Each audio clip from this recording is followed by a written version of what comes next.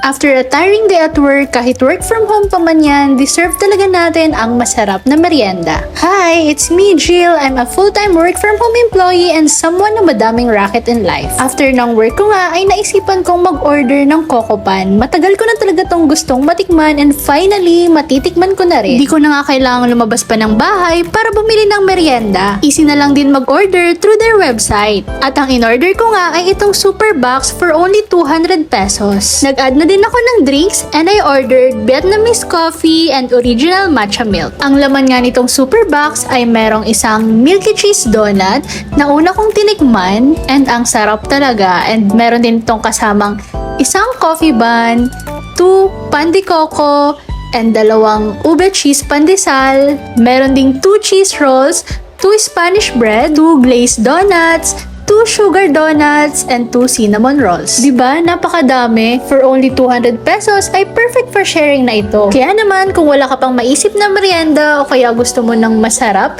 at murang merienda, try nyo na dito sa Coco Pan. Deserve mo to, kaya mag-order ka na rin. Bye!